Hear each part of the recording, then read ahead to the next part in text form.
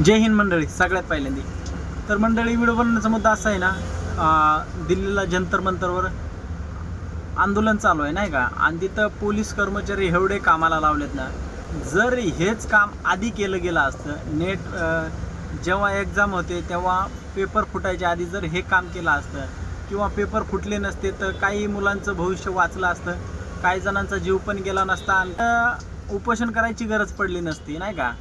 तर सरकारनं हेच कामं जर आधी केले असते तर हे एवढं मोठ्या प्रकारे आंदोलन घडतच नव्हतं. आणि बघा, तुम्हाला सांगतो, आणि तिथं आंदोलन करायला गेलेल्या मुलांना लाठीचार्ज करतं हे सरकार. काय करतंय? लाठीचार्ज करतंय. तर असं वाटतं की लोकशाहीला सध्याला धोकाच आहे. मला तर वाटतं लोकशाहीमध्ये येणाऱ्या भविष्याचं काय घेणं देणंच नाही सध्याच्या सरकारला नाही का. मुलं शिकले काय, अडाणी राहिले काय, काय संबंध नाही. फक्त आपलं वोटिंग कार्ड राहिले पाहिजे, एवढंच सरकारचं म्हणणं आहे.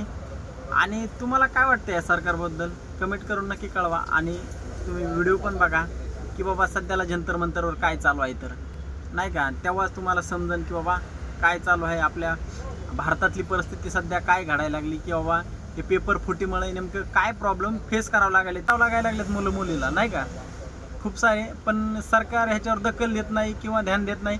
त्यांना ह्याच्यावरती काही बोलायचं पण नाही, काय सांगायचं बी नाही. आणि प्रश्नाचे उत्तर तर लांबच झाले. आणि जिथं उपोषण सोनम सरनं 18 दिवसाचं उपोषण केलं, प्लस 19 दिवस.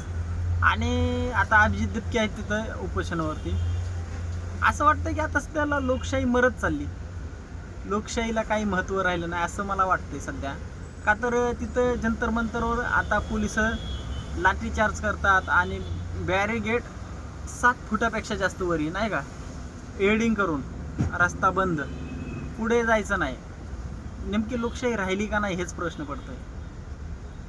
तुम्हाला काय वाटतं कमेंटमध्ये नक्की कळवा. भेटूया नेक्स्ट व्हिडिओमध्ये, आणि व्हिडिओ नक्की बघा.